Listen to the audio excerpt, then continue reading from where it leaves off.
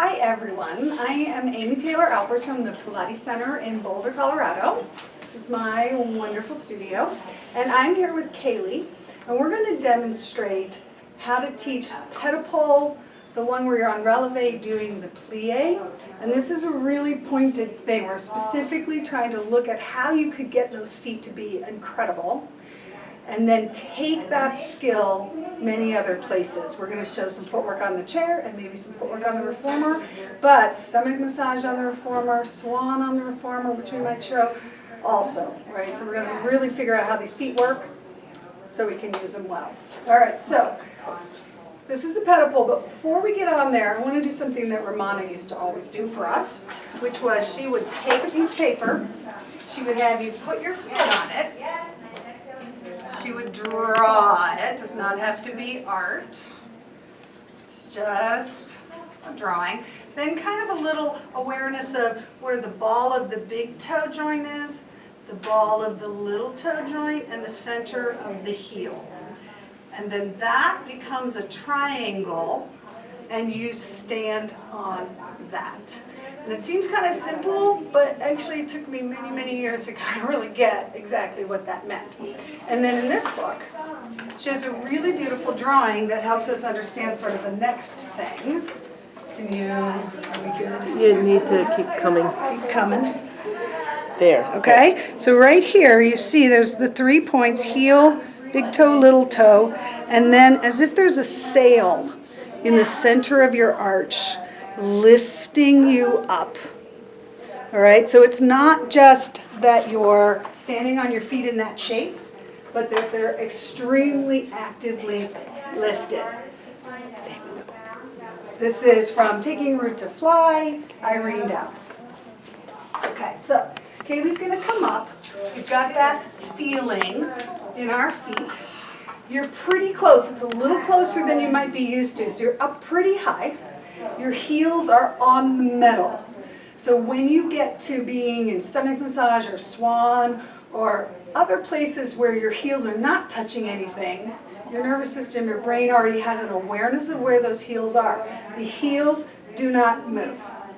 You're on your big toe, your little toe, standing in the center of your heel, and then you have this arch. You may find you have to have soft knees to find it, okay? So then the arms are just out slightly in front of you, maybe a little softer so the weight is on the hand, right? And not so much on the arm, but really on the hand.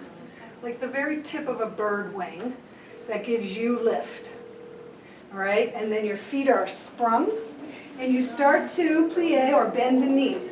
Now we say bend the knee, but we really want to think that we're bending the ankle. We have this incredible arch right here, and then we have a flexible ankle, and you rise up. And if you think of it more as an ankle action, you'll start to feel that the knee is a bit slower to bend. The calf presses the shin forward, and the muscles of the arch of the foot are the ones that come up behind your tibia and move your shin forward, as opposed to breaking the knee and falling into the quad or the kneecap, right? So you've got this incredible lift that comes straight up your knee and then straight up your spine. So as she goes, and let's see, Kaylee, show us what it looks like a little bit if you don't do that, if you sort of drop into your knee more, right? So now she's here, right? And that will aggravate the knee after a while. And so the feeling when you're in footwork, say on the reformer, is that the first movement of straightening your knee, the knee is going to go up the body.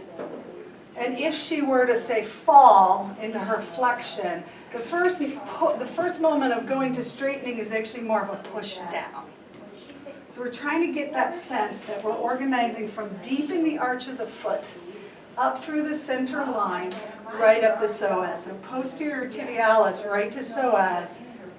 Beautiful.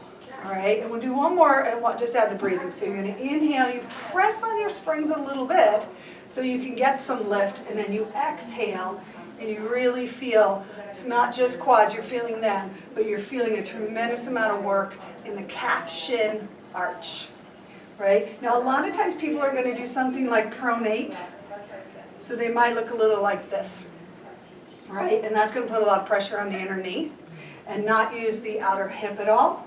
So instead, we're going to do what we might call a little sickle. If you're a dancer, you know what that means, but also what we might call the prayer foot. A little more sense of prayer foot. Of course, we could go too far, but we have to try to get over that big toe as well, so that when she bends her knee, if we could like pipe clean her from her arch right out, it would come right out her knee, and her knee wouldn't be pointing in a different direction than her toes. Right, and then back up again.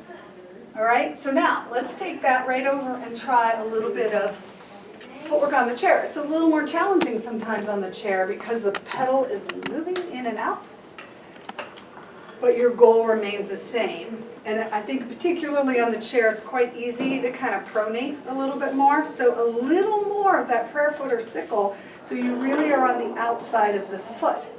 Now, here, the organization's quite different. It's very easy to think of a push through the knee, but instead, we're not going to push through the knee. We're going to press the calf forward, but the heel stays on the pretend pole. So in other words, she doesn't pop forward. Can you show that? Where she might pop forward into her foot. She stays in the sole of the foot, in the sail of the foot. The heel is very still. And this arch never changes. You might even try, Kaylee, just a little bit wider with your toes. And really feel that push. And you'll feel it all the way back here. And again, the feeling is the knee is coming this way as the calf shin is being pulled forward by posterior tibialis and then peroneals on the outside, or fibularis. Right? And then even though the bird on a perch position and the heel position is quite different, you're still working that arch, having that sense of a little bit of an opposable thumb heel, right? So that your feet are very active in the sole and not so much in the ankle. All right, so now we're going to pause and we're going to move over and do a little something on the reformer.